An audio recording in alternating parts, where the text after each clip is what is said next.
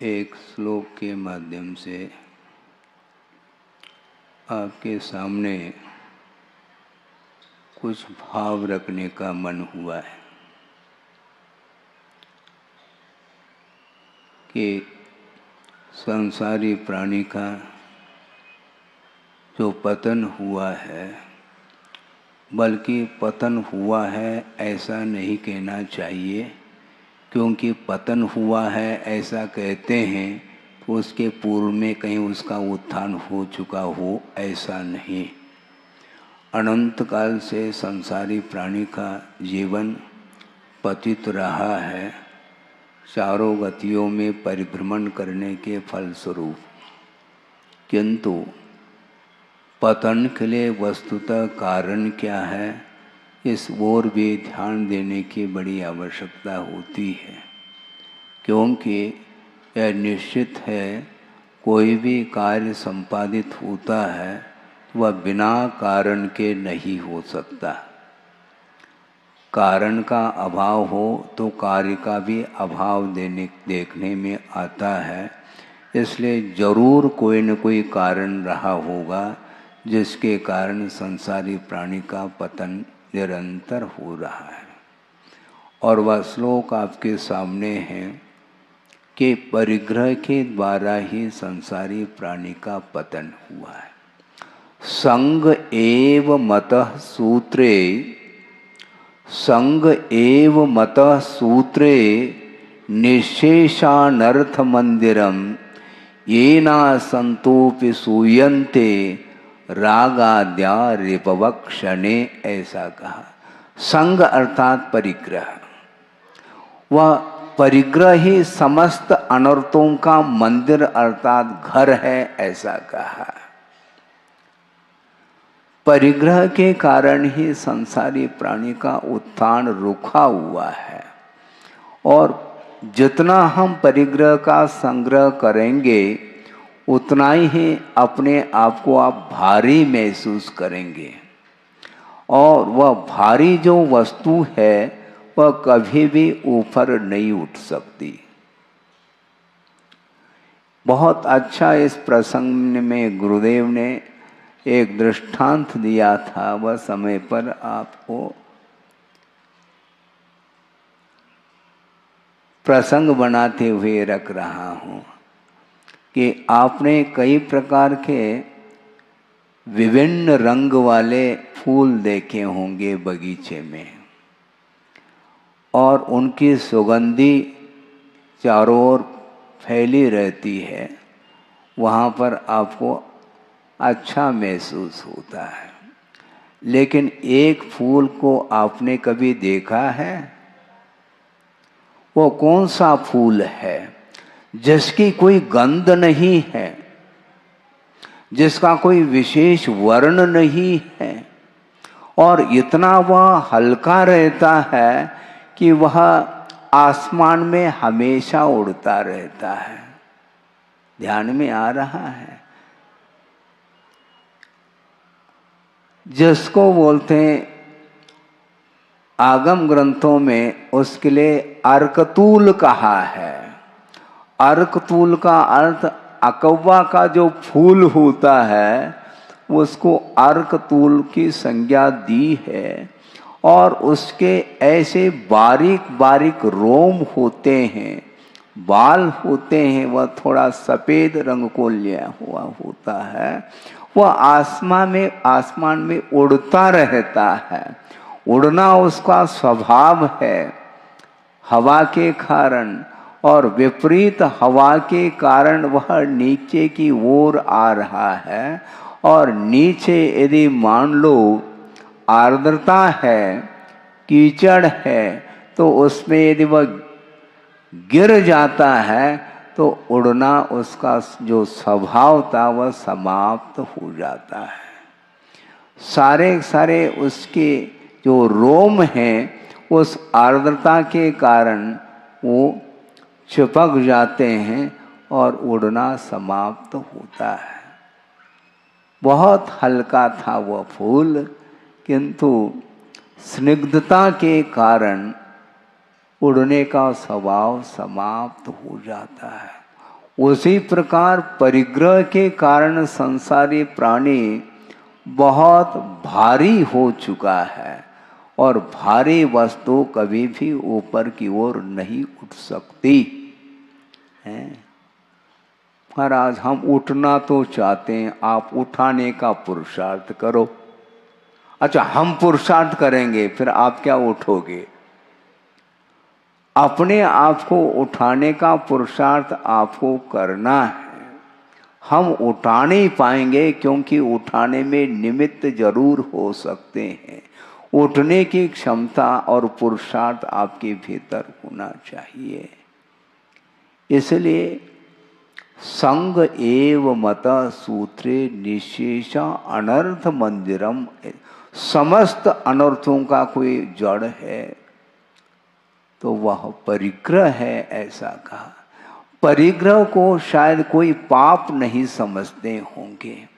गुरुदेव ने भी कहा था कि हिंसा, झूठ, चोरी, वासना, इनको तो पाप के रूप में स्वीकार करते होंगे, किंतु कोई व्यक्ति परिग्रह को पाप नहीं मानता, जबकि समस्त पापों का वह जड़ माना गया है।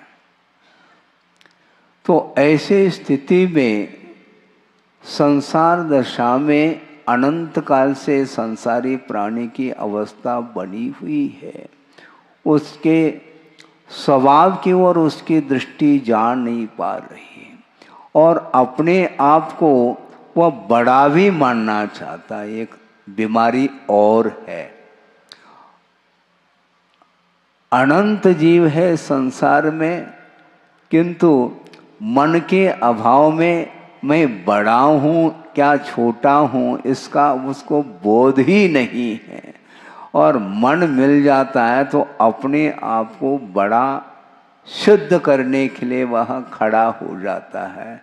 आचार्य कहते हैं बैठो, खड़ा नहीं हो, क्योंकि जीव कब से आ रहा है, उसकी कोई आदि है क्या, कोई बिगनिंग शुरुआत है क्या? नहीं, अनादि काल से सब लोग आ रहे हैं विभिन्न पर्यायों के साथ परिणमन को प्राप्त करते हुए। उसमें कौन छोटा और कौन बड़ा इसका कोई भी ठिकाना नहीं। कोई पूछे कि भगवान सबसे पहले कौन मुक्त हुए हैं? भगवान से प्रार्थना करो, जिज्ञासा रखो, समाधान देंगे क्या? समाधान तो वो देंगे, किंतु कौन पहले हुए हैं नहीं। यदि कोई न कोई एक सिद्ध सर्वप्रथम हुआ है इस प्रकार हम मानते हैं, तो उसके पूर्व में कोई भी सिद्ध नहीं थे, ये सिद्ध हो जाता है। किंतु ऐसा नहीं है। अनंत काल से ये मोक्ष मार्ग की भी परंपरा जारी है और संसार में परिभ्रमण करने वाले संसारी प्राणियों की भी संसार दशा की अपेक्षा से परंपरा जारी है। कौन पहला कौन बाद में कहा नहीं जा सकता। आप अग्रिम पंक्ति में बैठे हैं, किंतु वहाँ पर शुद्ध परमेष्टि कौन अग्रिम पंक्ति में बैठे इसका आकलन करना संभव नहीं। अनंत काल से ये परंपरा चल रही है। वो अपने आप को उन्होंने हल्का बनाया है, क्योंकि एक समय में इस संसार से ऊपर उठ करके 7 राजू ऊपर जाकर के विराजमान हो गए। मात्र एक समय लगा है, यहीं पर सिद्ध अवस्था उन्हें प्राप्त हो गई और यहाँ पर रहना पसंद नहीं करेंगे, क्योंकि वह स्वभाव को प्राप्त कर लिए हैं। और जहाँ पर सारे सारा अनंत सिद्ध परमेष्टि हैं, वहीं पर जाकर के वो विराजमान हो रहे हैं। इसको बोलते हैं उत्थान, और वो उत्थान परिग्रह के अभाव में ही संभव है। और मुख्य रूप से परिग्रह 2 तरह का है, एक बाह्य परिग्रह और एक आभ्यंतर परिग्रह। परिग्रह का अर्थ तो बताओ महाराज। परिग्रह का अर्थ और कुछ नहीं है, मूर्छा परिग्रह, आसक्ति का नाम परिग्रह, ऐसा कहा। पर पदार्थ के प्रति जो लगाव है, उस लगाव का नाम ही परिग्रह कहा है। और वह भीतरी परिग्रह क्रोधादि कषाय के रूप में है, और बाहरी परिग्रह तो क्षेत्र, वास्तु, हिरण्य, सुवर्ण, धन, धान्य, दासी, दास, ये सारे 10 प्रकार के परिग्रह माने गए हैं। अब सवाल ये है, परिग्रह का विमोचन किए बिना मुक्ति संभव नहीं। 5 प्रकार के जो पाप होते हैं, उसका वह जड़ माना जाता है परिग्रह, उसका विमोचन करना अत्यंत आवश्यक हो जाता है। अब रही बात यह है, जो भीतरी परिग्रह का अभाव जो होगा, वह बाहरी परिग्रह के अभाव के बिना संभव नहीं। महाराज, बाहरी पदार्थों के प्रति हमारा क्या संबंध है? वो तो अपने आप में पृथक है। मैं पृथक हूं, वो पृथक हैं। शायद ही कोई सभा में व्यक्ति होंगे, अरबपति भी हों, किंतु अपने जेब में अरब रुपए लेकर के बैठे हों, शायद ही संभव है। ला भी नहीं सकते आप। और बिल्कुल कहाँ पर है? बैंक में है, बैलेंस में। उसकी रक्षा बैंक में ही होती है, आपके घर में नहीं हो सकती। इसलिए वहाँ पर रख करके आए हैं। लेकिन ये ध्यान रखो, आप निष्परिग्रही हुए हैं, ऐसा नहीं कहा जा सकता। अब बात ये है कि महाराज, इसके साथ हमारा क्या तालमेल है? हमेशा अपने पास थोड़ी धन रहता है। आप पास में रखो अथवा दूर रखो, उसके प्रति यदि आपका स्वामित्व भाव है तो निश्चित रूप से आप परिग्रही सिद्ध होते हैं। स्वामित्व भाव के बिना परिग्रह का कोई संबंध होता ही नहीं है। दूसरी बात यह है कि किसी के मन में यह विकल्प आ सकता है कि महाराज, जो क्रोधादिक कषाय हैं, राग द्वेषादिक जो कालुष्य भाव हैं, वे ही तो वस्तुतः परिग्रह हैं, और उसका अभाव हो जाए तो हम मुक्त हो जाएंगे। अच्छी बात है, बिल्कुल ठीक है। लेकिन बाहरी परिग्रह का विमोचन किए बिना भीतरी परिग्रह का अभाव नहीं हो सकता। ये अकाट्य सिद्धांत है। इसके लिए दृष्टांत ये है कि चावल की खेती होती है। मैं पूछ रहा हूं, इसमें रहस्य है। चावल की खेती नहीं होती, चावल वाले समझ लें। चावल की खेती नहीं होती, धान की खेती होती है। धान तो समझते कि नहीं? बिल्कुल। अब उस धान में, धान के ऊपर क्या है? वो छिलका है। उसको हम प्रतीक के रूप में कहना चाहते हैं, वह बाहरी परिग्रह है। और उस छिलके को उतारना है, और उसके भीतर जो ललाई है उसको भी उतारा जाता है, तब कहीं जा करके वह सुगंधित चावल वह भात के रूप में परिवर्तित हो सकता है। अब समस्या ये खड़ी है, वो ललाई बिना छिलके को उतारे वह ललाई उतर सकती है क्या? ऐसा कोई मशीन आया हो कि फिर बाहरी छिलका तो ज्यों का त्यों बना रहे और भीतर की ललाई उतर जाए? ऐसा कोई भी प्रोसेस नहीं होगा मेरे ख्याल से। इसी को बोलते हैं बाहरी परिग्रह उतार लीजिए, फिर बाद में जो भीतरी कषाय हैं उनका विमोचन आसानी से हो सकता है। क्योंकि किसी भी पदार्थ के प्रति आसक्ति यदि नहीं है, उन पदार्थों का संबंध हो कैसा सकता है? पक्की बात है। किसी के प्रति हमारा कोई लगाव नहीं, अटैचमेंट नहीं है, तो वो पदार्थ कोई भी ले ले, क्योंकि उसके प्रति हमारा कोई स्वामित्व भाव है ही नहीं। जब स्वामित्व भाव नहीं है तो वह वस्तु निकटवर्ती हो अथवा दूरवर्ती हो, उससे कोई भी प्रयोजन सिद्ध नहीं होता। और स्वामित्व है तो दूर भी है, मान लो वो वस्तु, उसको विकल्प में डालने में कारण सिद्ध होता है। एक बार गुरुदेव प्रवचन करने के लिए बैठे हैं और मंगलाचरण के पूर्व में एक व्यक्ति को इशारा किया, घड़ी रखना है। रखा नहीं गया था और वो ला करके रख गए और पीछे जा करके बैठ गए हैं। और 1 घंटा प्रवचन बहुत मार्मिक विषय को प्रस्तुत करते हुए प्रवचन पूर्ण हो गया और जिनवाणी स्तुति बोली गई और तुरंत वह लास्ट में बैठा हुआ जो व्यक्ति था वह दौड़ता हुआ घड़ी को उठाने के लिए आ गया। और जो अग्रिम पंक्ति में बैठे हैं उनसे वह घड़ी ज़्यादा दूर नहीं है, किंतु वो नहीं आते हैं। क्यों? उस घड़ी के प्रति उनका स्वामित्व भाव नहीं है। जिसका स्वामित्व है वह उसी को विकल्प उत्पन्न होते हैं। आ गया क्या नहीं? इसी को बोलते हैं स्वामित्व बुद्धि।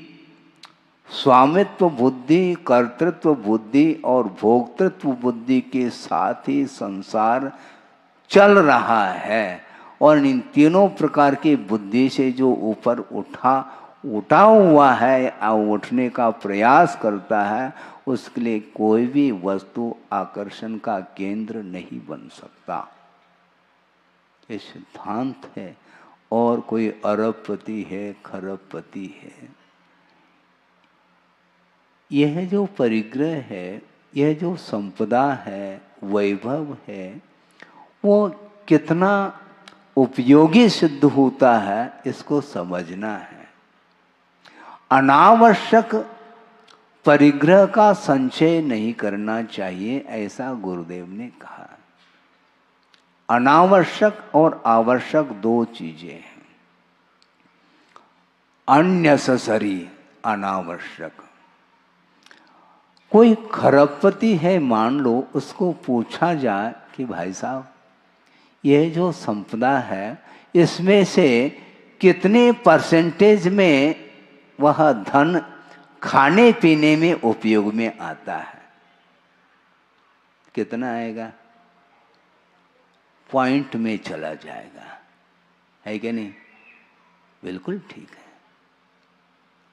और सारा वह धन विलासता में चला जाता है, जिसकी कोई भी आवश्यकता नहीं। चाहे वह खरबपति हो, अरबपति हो, चाहे वह आज धन कमा करके जीवन यापन करने वाला व्यक्ति भी क्यों न हो, उसको पूछा जाए कि भाई साहब भोजन में आप क्या लेते, कितना लेते हैं? पावर आटा। ऐसा तो नहीं कि खरबपति जो है बोरी की बोरी गेहूँ खा लेता हो एक ही बार में, ऐसा तो कुछ भी नहीं है। खाने के लिए उतना ही आटा चाहिए, 2, 4, 6 रोटी चाहिए, इससे ज़्यादा उसके लिए आवश्यकता नहीं है। लेकिन जीवन भर की जो चिंता है वह उस चिंता में है, वह क्या कर रहा है? धर्म कर्म को भूल जाता है और रात दिन लगा हुआ है। एक बार गुरुदेव ने कहा था कि वस्तुतः आपको भोजन का भी स्वाद नहीं आता। आप सुन रहे हैं? आपको सही मायने में पूछा जाए, आप बैठे हैं भोजन करने के लिए, स्वादिष्ट भोजन, मनपसंद का भोजन बना हुआ है, किंतु मुख में ग्रास है, फिर भी आपका उपयोग केंद्रित नहीं उस ग्रास में भी। ऐसा होता है कि नहीं? बिल्कुल होता है। मुख में मिठाई है किंतु उपयोग जा रहा है कि खत्म तो नहीं हुआ है, और है क्या नहीं। तो जब है क्या नहीं है तो ये भविष्य की बात हो गई। स्वाद वर्तमान का आता है, भविष्य का नहीं आता, किंतु चिंता हमेशा भविष्य की बनी रहती है और उस चिंता के कारण ही वर्तमान का जो सुख है उससे वह वंचित रह जाता है। इसी को बोलते मूर्छा, आशा इसी को बोलते हैं। और आशा ठीक नहीं है और आशा का कोई अंत नहीं है, और की जो भूख है वो बनी रहती है। और जो जितना व्यक्ति का अर्जन करता है वो अपने आप को उतना ही बड़ा महसूस करता है? आप शरीर से बड़े हैं क्या संपदा की अपेक्षा है? शरीर आपका कितना है? 3.5 हाथ मान लो हाइट को लेकर के हैं, और पर्सनालिटी आपकी कितनी है, कितने केजी है? हमारी पर्सनालिटी देखो 80-90 को पार कर चुका है। इसी को बोलते हैं भारी भरकम।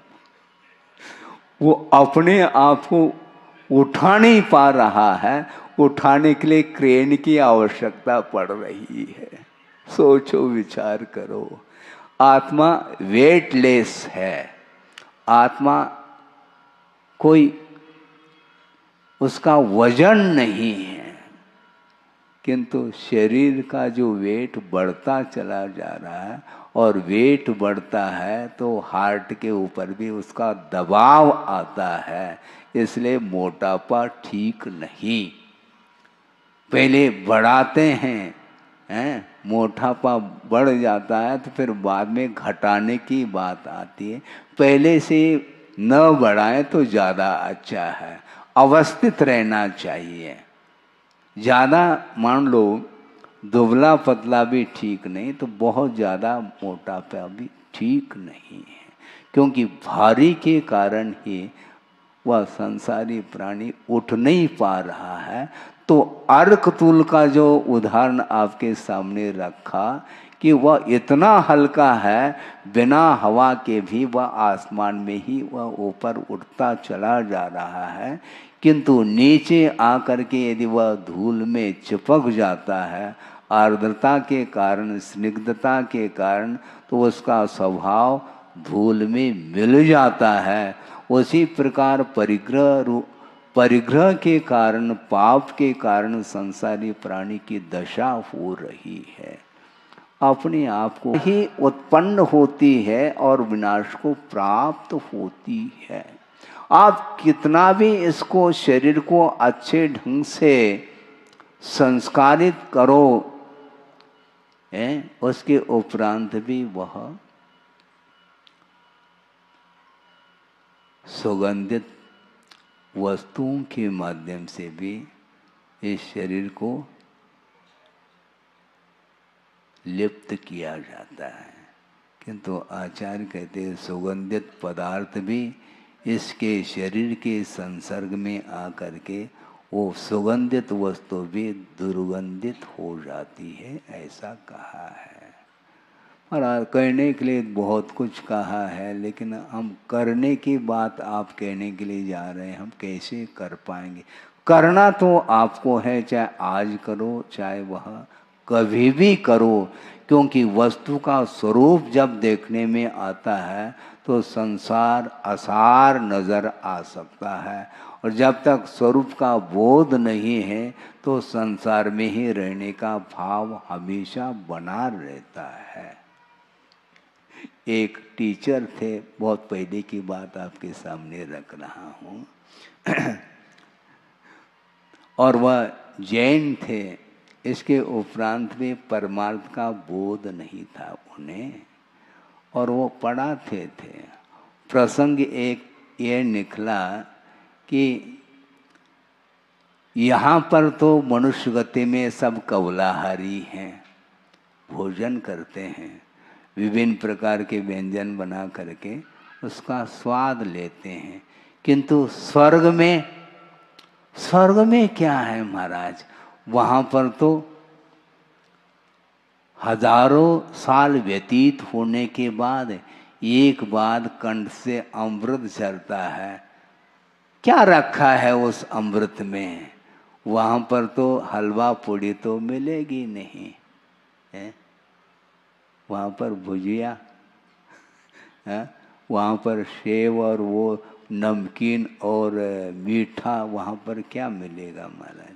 इसलिए हमें स्वर्ग की कोई आवश्यकता नहीं, हम यहीं अच्छे हैं, प्रतिदिन जो है ना माल मलेदी उड़ाते रहेंगे। मतलब अर्थ ये है कि उस अमृत का उसे ज्ञान ही नहीं है। और स्वर्ग तो बहुत दूर की बात है, और मोक्ष में अमृत भी नहीं मिलेगा, इसलिए तो हम नहीं जाना चाहते महाराज। वहाँ पर क्या है, शरीर से अतीत हो चुका है वह जीव, वह आत्म तत्व। वहाँ पर कोई भी एक दूसरे को देखना चाहे तो आंखें तक नहीं हैं, शरीर भी नहीं है। वहाँ पर परस्पर में क्या सुख मिलेगा हमें? वस्तुतः देखा जाए शरीरजन्य जो सुख है वह तात्कालिक है, अंत को प्राप्त होने वाला है। और यहाँ तक कि एक विशेषण और दिया है कि इंद्रिय से उत्पन्न होने वाला जो सुख है वह पाप का बीज है, ऐसा कहा है। ये श्रद्धान का विषय बनाना चाहिए। छोड़ना ये तो बाद की बात है, किंतु श्रद्धान का विषय बन जाए कि पंचेंद्रिय से उत्पन्न होने वाला सुख वस्तुतः यह पाप का बीज है, संसार परंपरा के लिए कारणभूत है। इस प्रकार विश्वास हो जाता है तो धीरे धीरे उससे ऊपर उठने का वह पुरुषार्थ भी कर लेता है।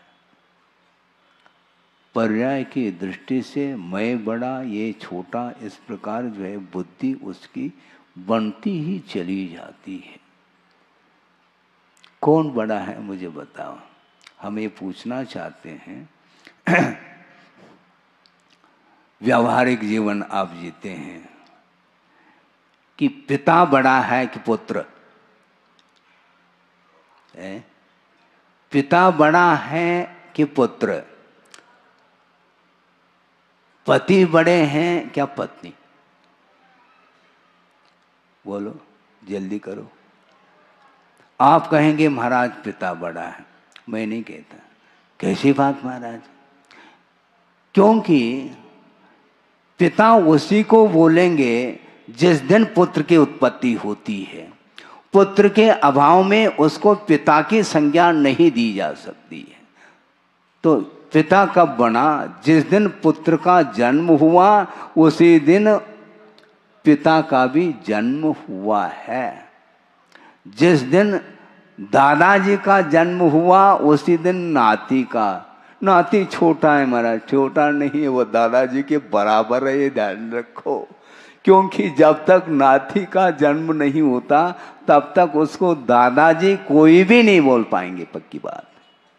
ये परस्पर में ये संबंध है। और फिर भी हम व्यवहार के दृष्टि से कहते हैं, कह दो आप ये छोटा है महाराज, ये लाला है, ठीक है, लाला हो पीला हो कोई भी हो सब बराबर है। कौन बड़ा और कौन छोटा, पर्याय की विवक्षा से छोटे बड़े की परिकल्पना हो रही है, किंतु वस्तु दृष्टि से कोई भी बड़ा और छोटा नहीं है। चींटी है, पर्याय की अपेक्षा से छोटी है, और उससे बड़ी क्या है? छिपकली है। और उससे बड़ा कौन है? सर्प है। उससे बड़ा कौन है? हाथी है। उससे भी बड़ा कौन है? राघोमच आदि है। ये एक दूसरे के पर्याय की विवक्षा में बड़े छोटे होते चले जा रहे हैं, किंतु वस्तु तत्व की अपेक्षा से कोई भी बड़ा और छोटा नहीं है, ये कहा गया है। बहुत अच्छा प्रसंग है। गुरुदेव ने निजानुभव शतक में पंक्ति दी है, आपके सामने रख रहा हूं। बहुत अच्छा भाव उन्होंने व्यक्त किया है कि सत्ता नहीं उपजती, सत्ता नहीं उपजती उसकान नाश, सत्ता नहीं उपजती उसका न नाश, पर्याय का जनन केवल और ह्रास। पर्याय का जनन केवल और ह्रास, पर्याय है लहर वारिधि सत्य सत्ता, ऐसा सदैव कहते गुरुदेव वक्ता। सोचो विचार करो। सत्ता अर्थात अस्तित्व, उसका कभी भी उत्पाद नहीं होता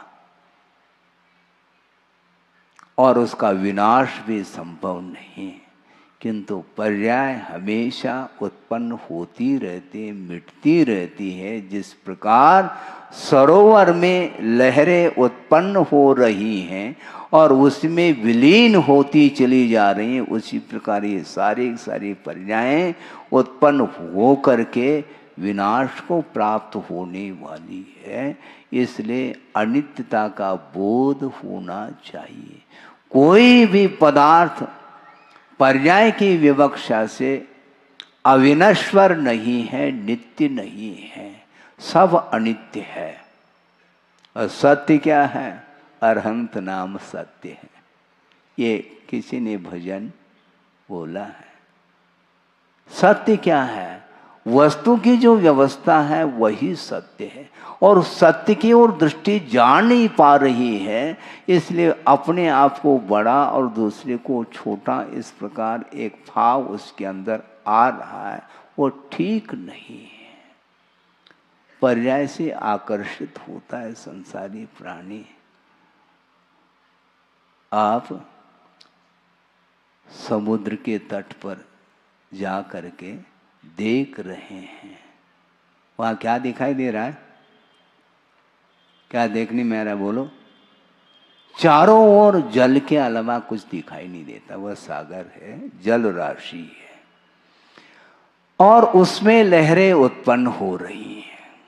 उसको देख करके वह आनंद का अनुभव करता है, और साथ में छोटा सा लड़का भी पहुंच गया है, और उसके पास बुद्धि नहीं है। वह लहरों को अपने हाथों से पकड़ना चाहता है, और आप लोग हंसते हैं क्योंकि उसकी बुद्धि काम नहीं कर रही, इसलिए उसकी बुद्धि पर आप हंस रहे हैं, किंतु आपकी जो प्रवृत्ति उस पर कौन हंस रहे हैं? भगवान भी हंसते होंगे, हालांकि हंसते नहीं, किंतु भगवान हमेशा संसार का स्वरूप देखते रहते हैं।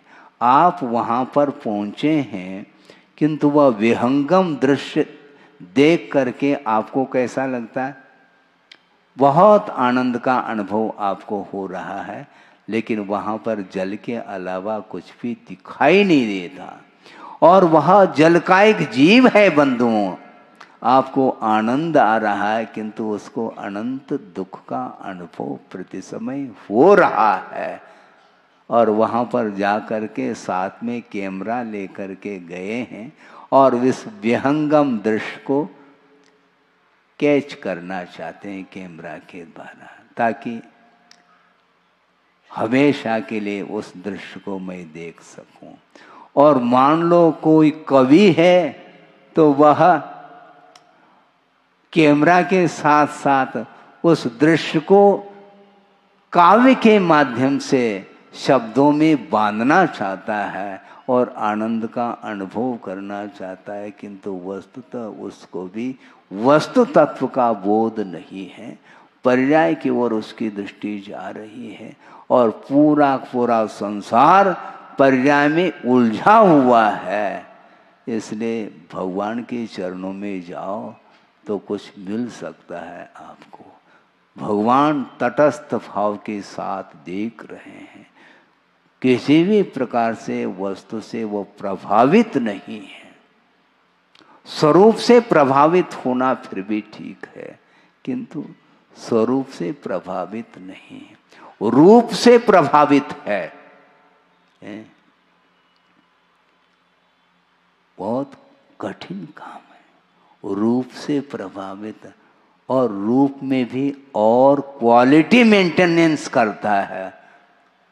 हम हैरान हो जाते हैं। अब देखो, अन्यथा नहीं लेना है, किंतु ये संसार में घटनाएं घटित होती ही रहती हैं। कन्या की शादी हो रही है लड़के के साथ, किंतु वह लड़का उस कन्या को नहीं चाह रहा है। क्यों? ये रूपवती नहीं है। हम पूछना चाहते हैं, अरूपी भी कन्या होती है क्या? है? कन्या अरूपी होती है क्या? वो तो रूपी रहेगी, किंतु उसमें भी और रूप निखर करके आना चाहिए। ये और भीतर की बात है। अब सोचो कहाँ उलझा हुआ है संसार। पर्याय की ओर उसकी दृष्टि नहीं है। यह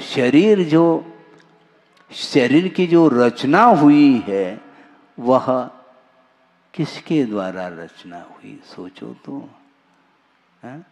अब रात दिन कैमरे के माध्यम से फोटो उतारते रहते हैं, थोड़ा एक्सरा के माध्यम से भीतर की चीज आती है बाहर। है?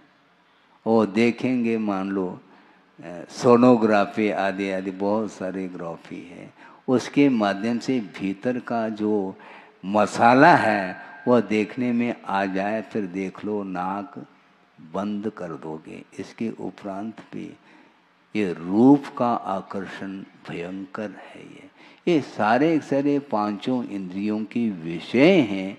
इसको लेकर के कभी भी जो विवेकशील व्यक्ति है, जिन्होंने वस्तु तत्व का ज्ञान प्राप्त कर लिया है, वह इसमें कभी भी उलझेगा नहीं। लेकिन ये ध्यान रखो, केवल संसार ही उलझ रहा है ऐसा नहीं, इसमें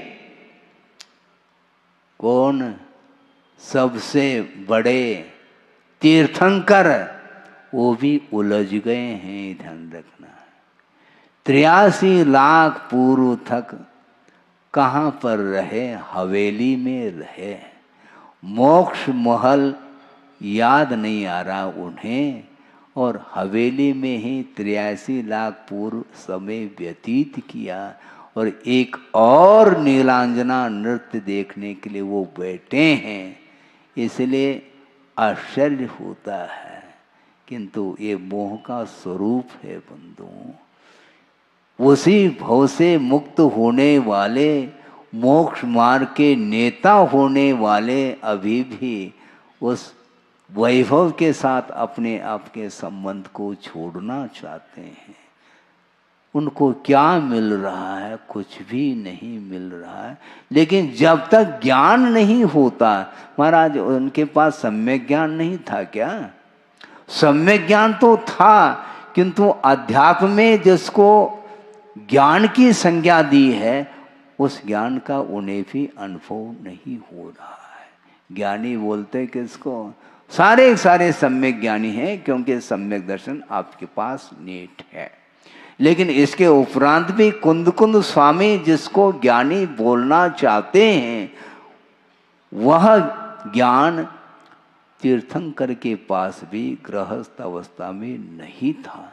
महाराज उस ज्ञानी की परिभाषा क्या हो सकती है? क्योंकि अपने पास तो सम्यक ज्ञान है, ऐसा आपने ही कह दिया, सम्यक ज्ञान है, किंतु संवेदन किसका हो रहा है? राग का जहाँ पर संवेदन हो रहा है, वहाँ पर वह ज्ञान अध्यात्म संबंधी ज्ञान नहीं माना जाता। ना भूत की स्मृति, अनागत की अपेक्षा, भोगोपभोग मिलने पर भी उपेक्षा। ज्ञानी जिन्हें विषय तो विष दीखते हैं, वैराग्य पाठ उनसे हम सीखते हैं। वैराग्य पाठ सीखना चाहो तो श्रवण के पास पहुंचो। न भूत की स्मृति है, न अनागत की कोई अपेक्षा है, और भोग मिलने की उपरांत भी उपेक्षा है। वो ज्ञानी है। और मिलने के बाद जो बटोरना चाहता है, वह ज्ञानी नहीं हो सकता। ये सिद्धांत बोल रहा है। इसलिए हमेशा वस्तु तत्व का बोध होना चाहिए। इसलिए पर वस्तु को ले करके कभी भी इच्छा जागृत नहीं होनी चाहिए। और संसारी प्राणी के अंदर हमेशा मांगने की वृत्ति बनी रहती है। बहुत एक अच्छा रोचक आपके सामने प्रसंग रख रहा हूँ, क्योंकि आप बोरियत का अनुभव कर रहे होंगे, क्योंकि सिद्धांत परोस रहा हूँ इसलिए। हमेशा संसारी प्राणी के अंदर इच्छा बनी रहती है, मांग बनी रहती है, मांगने की आदत है संसारी प्राणी की। और मांगने वाला कौन होता है? अच्छा नहीं लगता बोलने में है? मांगने वाला कौन होता मुझे बताओ? भिखारी होता है। लेकिन इनडायरेक्टली देखा जाए, मांग जिसके अंदर है वह अपनी वस्तु को देख नहीं पा रहा है। एक व्यक्ति ने कहा, एक भिखारी प्रतिदिन वह द्वार द्वार जा रहा है, भीख मांग रहा है, और भीख मांगते मांगते उसके पास भी कुछ नोट एकत्रित हुए हैं। किसी ने पूछा कि देखो ये मांगने की आदत छोड़ो तो क्या करो, ये आदत है मेरी। तो उसने कहा कि देखो तुम्हें इतने नोट तुमने एकत्रित किए हैं, उसमें से मान लो तुम 10 का नोट यदि दांव पर लगाओगे और मान लो उस लॉटरी में कार मिल जाए तो क्या करोगे? कार में घूम करके भीख मांगूंगा।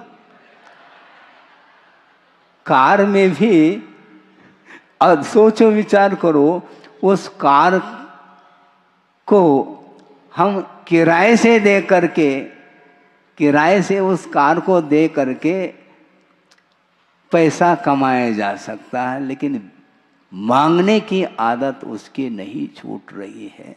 कार में बैठ करके भी वह भीख मांग रहा है। इसलिए मांगना बंद करो। मांगना ठीक नहीं, याचना ठीक नहीं है। याचना परिचय विजय प्राप्त करते हैं श्रमण लोग। वो कुछ भी नहीं चाहते, मिल जाता है तो आगम के अनुरूप लेंगे, मांगेंगे नहीं।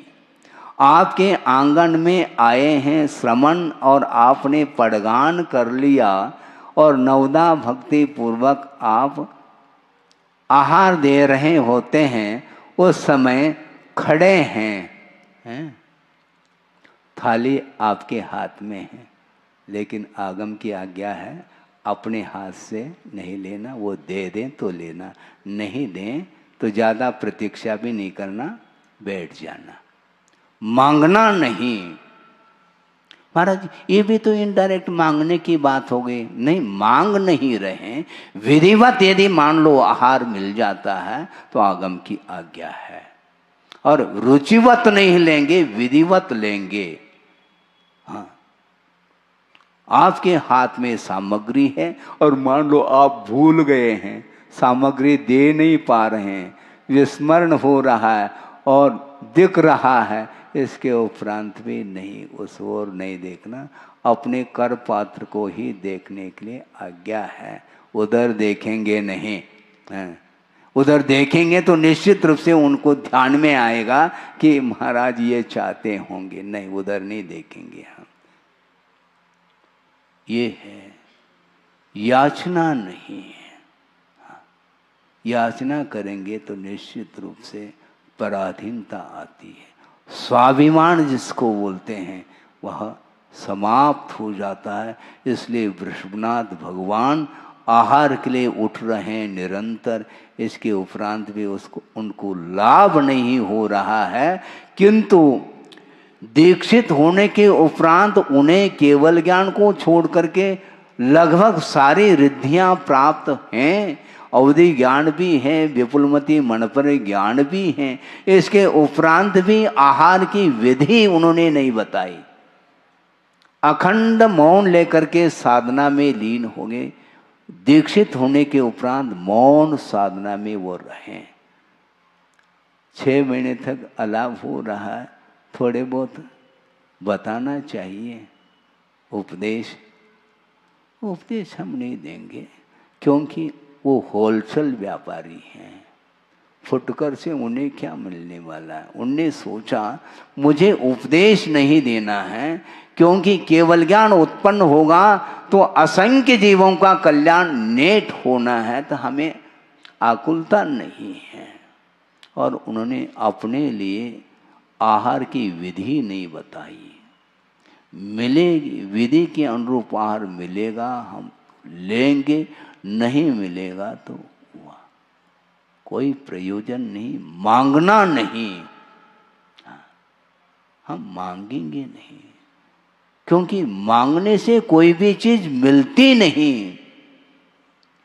इच्छा से कोई भी चीज नहीं मिलती। इसलिए गुरुदेव ने एक दोहा में लिखा है, ना तो सुरसुख चाहता, ना तो सुरसुख चाहता, शिव सुख की ना चाह, तव थुति सरोवर में सदा होवे मम अवगाह। ऐसा कह रहे हैं, हे भगवान, मुझे स्वर्गीय सुख से भी कोई प्रयोजन नहीं और मोक्ष सुख को भी मैं नहीं चाहता, क्योंकि चाहने से वह मिलने वाली वस्तु है ही नहीं।